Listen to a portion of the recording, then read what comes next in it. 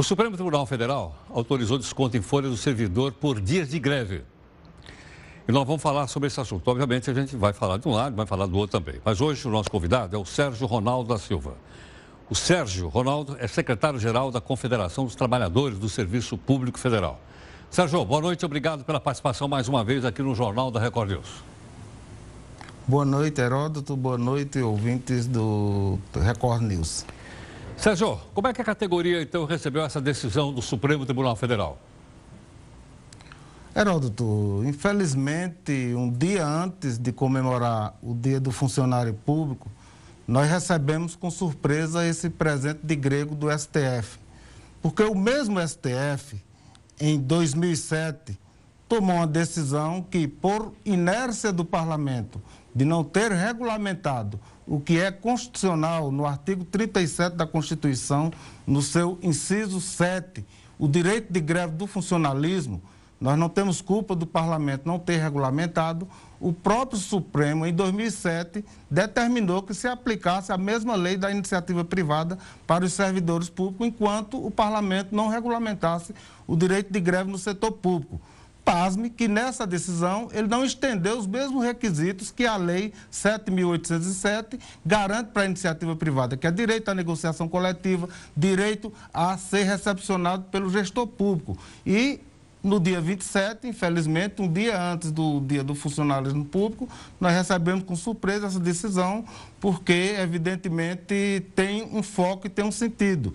No momento em que o conjunto do funcionalismo se organiza para reagir com muita propriedade ao que está prestes a vir, o Supremo toma uma decisão como essa e nos pegou de surpresa e, evidentemente, a categoria ficou muito indignada no outro dia, que era o Dia do Funcionalismo Público, um dia de comemorar o seu dia, ter essa decisão do STF. Agora, Sérgio, quando você diz o que está a vir por aí, você está se referindo à PEC 241? Além da 241, Heródoto, nós temos também, aí o que está por vir, uma outra reforma da Previdência. No Brasil, a cada momento que se tem uma dificuldade financeira, coloca a culpa nos chamados Barnabés e querem nos tirar direito. Só para dar um exemplo, nos últimos 20 anos já foram executadas 5 reformas da Previdência. E para eles nunca surte efeito. Nós achamos que a Previdência não é deficitária, que a Previdência, na verdade, quem deveria cumprir com seu papel, que é o governo federal e os governos estaduais e municipais, não cumpre com a sua parcela que deve contribuir e toda vez coloca a culpa no conjunto do funcionalismo. Pois além da questão de tentarem congelar os recursos públicos das questões sociais e de incrementos salariais para o conjunto do funcionalismo por 20 anos, querem nos impor mais uma reforma da Previdência, mudando a regra do jogo, no meio do jogo, colocando que o funcionalismo tem que estender ainda muito mais o seu tempo de trabalho e tempo de contribuição. Então, não é desconectada essa decisão do STF com relação ao que está por vir. Haja visto que o próprio ministro Luiz Fux deu uma declaração num julgamento que para nós não foi nada de técnico, foi um julgamento político, que diz que é preciso, como quem diz, vamos colocar um freio neles, porque o que está por vir vai ter reação. Mas, de toda forma, nós não haveremos de nos curvar. Todas as movimentações que temos realizadas enquanto servidores públicos são na ordem da justiça, na regra da lei. Agora, para o nosso entendimento, a greve só deve ser julgada dessa forma, descontar a partir do primeiro dia, quando é julgada ilegal. Porque, dessa forma, só penaliza o conjunto do funcionalismo e deixa o patrão ao seu bel prazer de fazer o que bem quer com o conjunto dos servidores e tendo o respaldo dessa decisão do STF. Agora, Sérgio, como é que vocês reagem quando o governo vem e diz que boa parte daquilo que ele arrecada, quem consome é a máquina? E quando ele fala máquina, ele se refere principalmente aos funcionários de uma maneira geral.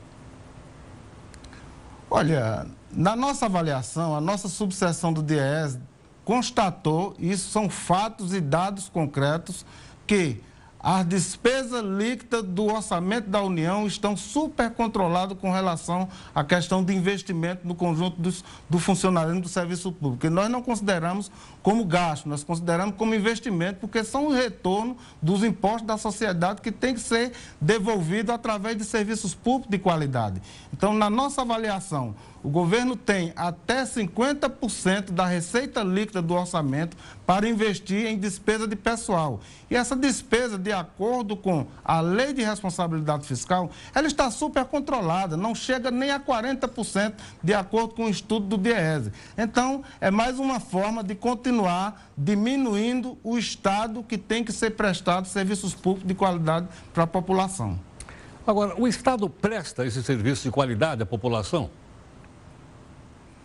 Da forma como está indo, Heródoto, é evidente que está ruim a prestação de serviço. Isso não por culpa do conjunto do funcionalismo. Hoje em dia, faltam servidores públicos, porque os concursos públicos foram suspensos e é necessário, o próprio Ministério do Planejamento detectou que para que a população tenha os serviços públicos adequados, seriam necessários mais 200 mil servidores na administração pública prestando serviço de qualidade à população. Então, hoje existe um servidor fazendo praticamente o serviço de 3. É claro e evidente que um serviço dessa forma não sai da qualidade que necessário seria. Então, é preciso que as gestões públicas tenham mais atenção para que, evidentemente, os serviços públicos sejam compartilhados com mais qualidade e efetividade para a população brasileira. Ok. Sérgio, queria pedir a sua gentileza de ficar mais um instante no nosso estúdio aí em Brasília. A gente volta a conversar daqui a pouquinho no portal. Só um instantinho, por favor.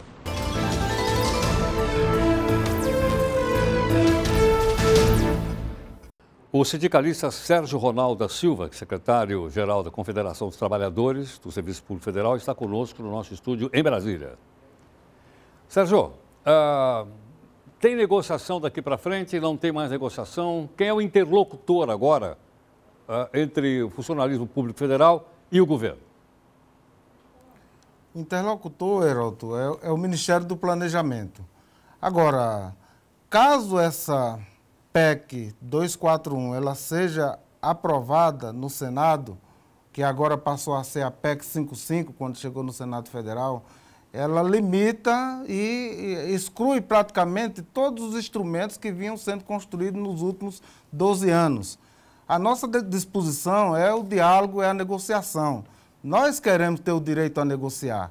Agora, o que se avizinha, provavelmente vão ser momentos de conflitos, porque nós já estamos prevendo agora para o próximo dia 11 um esquenta, tanto por conta da questão da PEC 241, que congela os investimentos na questão da saúde pública, na questão da educação.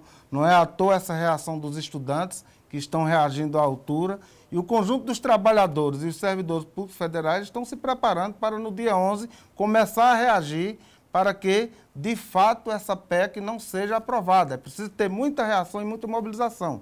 E não vai parar por aí.